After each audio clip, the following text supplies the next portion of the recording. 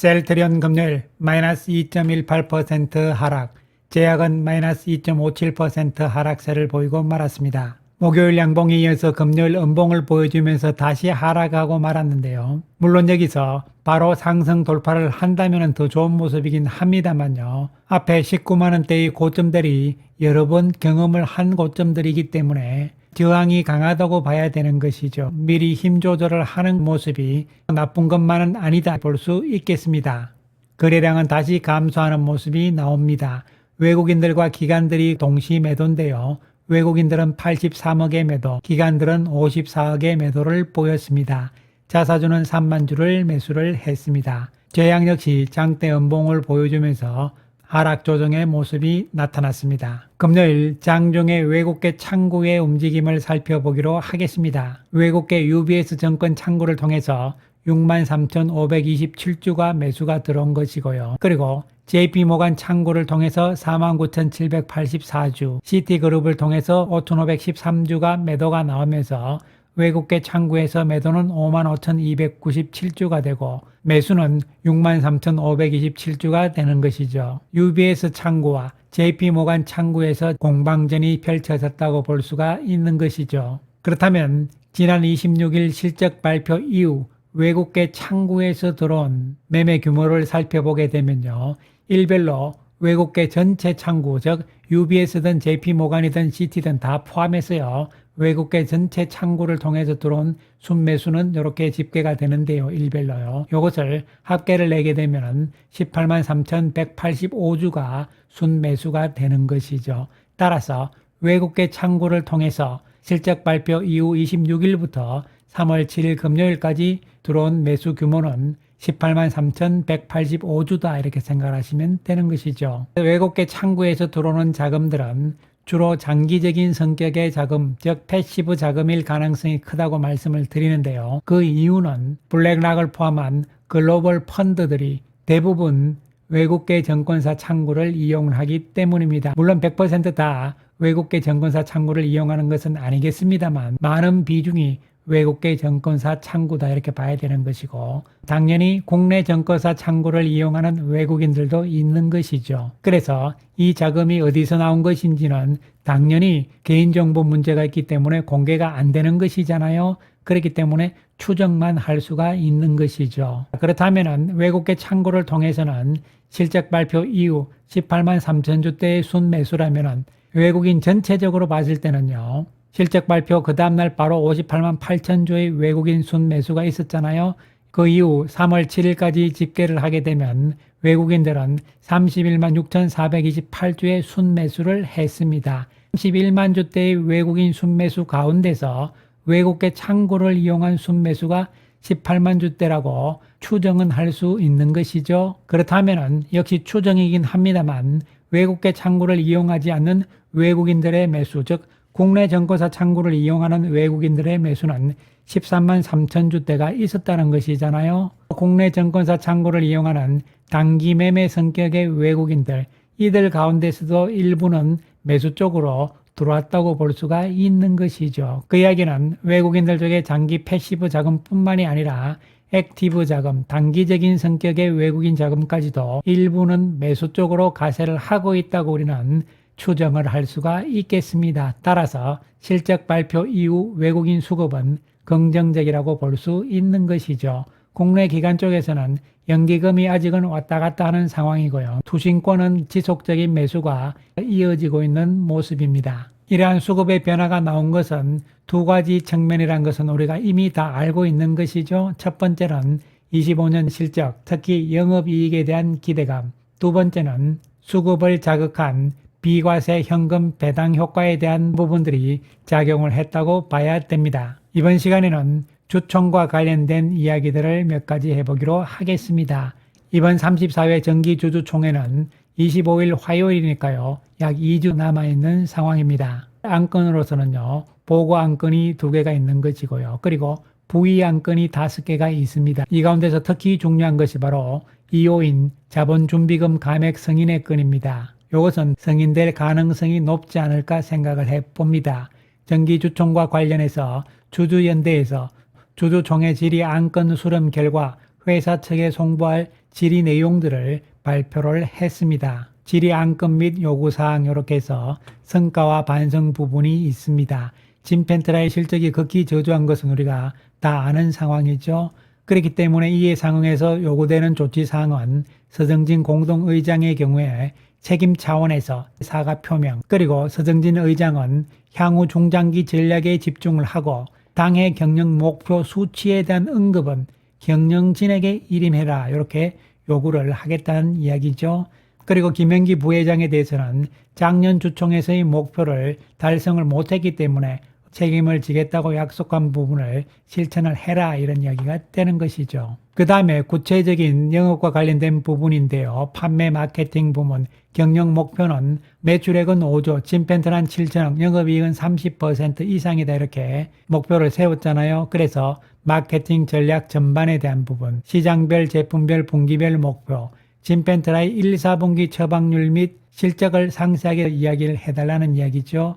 그리고 영업 부문 대표는 25년의 목표를 90% 미달성할 때 책임 경영 차원에서 사퇴하라. 그리고 그 다음부터가 중요한 부분들인데요. 셀트리온 USA 대표는 목표 90% 미달성 시 책임 경영 차원에서 사퇴하고요. 미국 시장의 목표 및 세부 전략을 발표를 해라. 그리고 미국에서의 총 매출 및 진펜트라 매출 목표를 발표해라.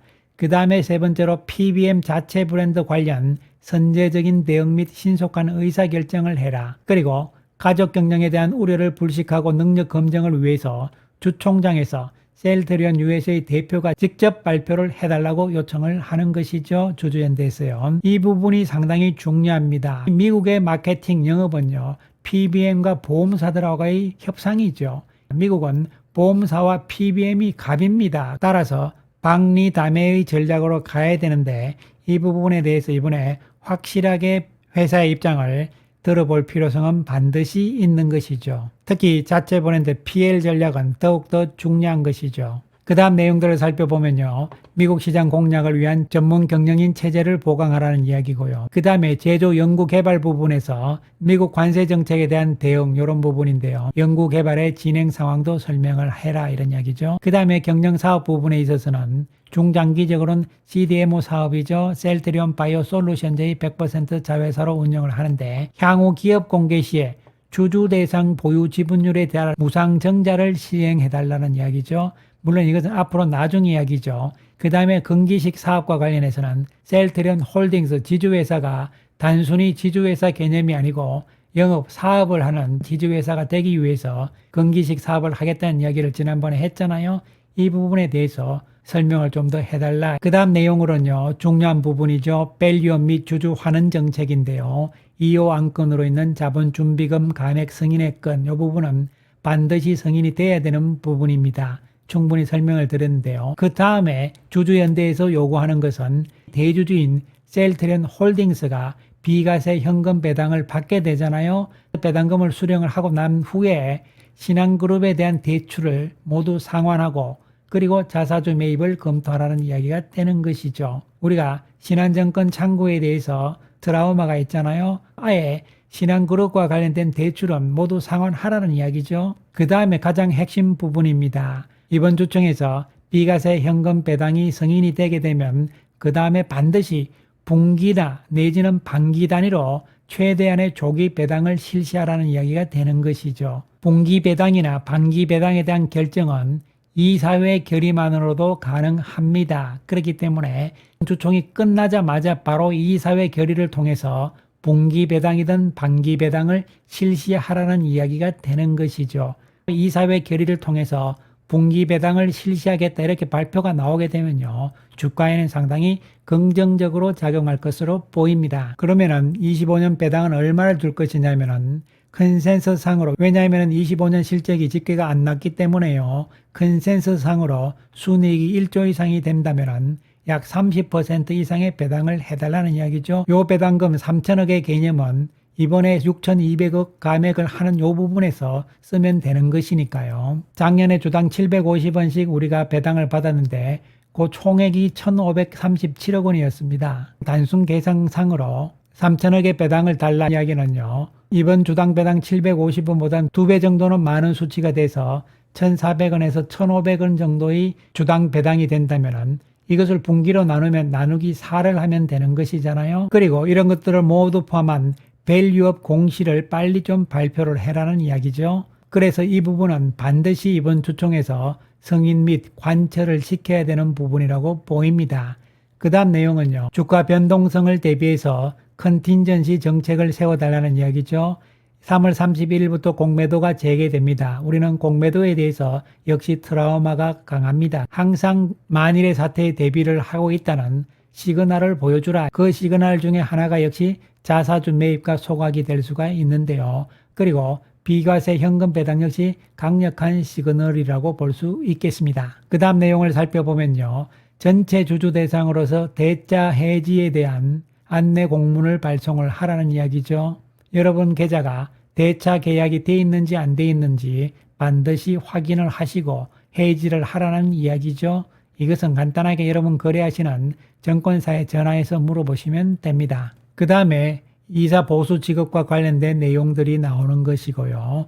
서정진 이사회 공동의장의 연임 조건에 대해서 3가지가 나왔고, 셀트리온 홀딩스의 나스닥 상장과 관련해서 구체적인 언급을 자제하라. 셀트리온 제약 합병과 관련해서는요, 셀트리온의 주주들의 동의 없이는 절대 합병하지 않겠다는 약속을 반드시 이행하고 대외적으로 공표할 필요성이 있다고 요구를 하겠다는 것이죠. 이렇게 해서 주주연대청에서는 이번 주총을 통해서 회사에 질문할 사항과 요구 사항들을 정리를 해서 회사에 공문을 줬다, 이런 이야기가 되는 것이죠. 따라서 이번 주총에서 가장 중요한 것은 2가지로 잡을 수가 있겠습니다. 첫 번째로는요, 비과세 현금 배당에 대한 안건은 승인이 돼야 되는 것이고, 여기에다가 플러스 분기 배당이 실시가 된다면은요, 더욱더 효과적인 모멘텀이 될 수 있다는 것이죠. 그리고 또한 영업 실적 측면에서 25년 올해 미국 시장에 5개 제품이 출시가 될 예정인데요. 미국 시장은 유럽과는 완전히 딴 시장입니다. 지나치게 표현을 한다면요, 보험회사와 PBM들과의 협상, 이것이 영업의 전부라고도 볼 수 있는 것이죠. 미국의 시스템이 그렇기 때문에 어쩔 수가 없는 것이에요. 우리가 다 알다시피 휴미라 시장에서 유플라이마가 시장 점유율이 0.2%, 0.3% 뭐 이렇잖아요. 1%. 지금 미국의 3대 보험사 PBM들은요, PL 전략으로 전략을 바꿨잖아요. 그래서 자체 상품 PL 제품이나 아니면은 한 개 제품 이렇게 해서 한두 개 정도만 채택을 한다는 이야기죠. 여기에 채택이 되지 않으면요, 실적이 안 나옵니다. 이미 유플라이마에서 보여주고 있잖아요. 그렇기 때문에 이번 주총에서 미국에서의 영업 전략에 대해서는 확실하게 짚고 넘어가야 된다는 것이죠. 만약에 회사에서 미국 시장을 포기한다면 모르겠지만요, 그렇지 않는다면 현재까지와는 완전히 달라져야 되는 것이죠. 미국 시장과 관련해서 작년에 나온 신영증권의 자료를 보시게 되면요, 더욱더 무섭습니다.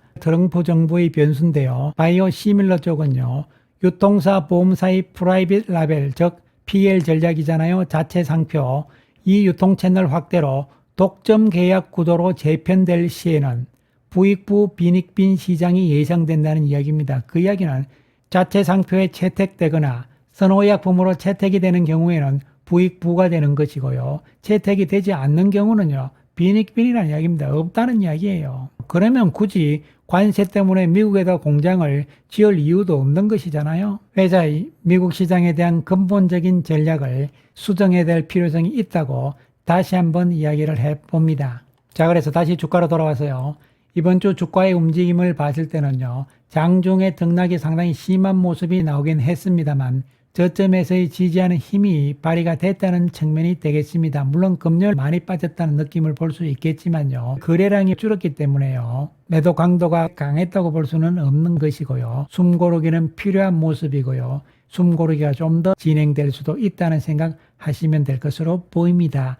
하지만 단기적인 측면으로 보기보다는 실적과 수급이 이제는 뒷받침이 될 수 있다는 측면, 외국인들의 수급이 달라지고 있다는 측면을 긍정적으로 보시면서 긴 흐름으로 보자는 말씀 다시 한번 드리겠습니다. 감사합니다.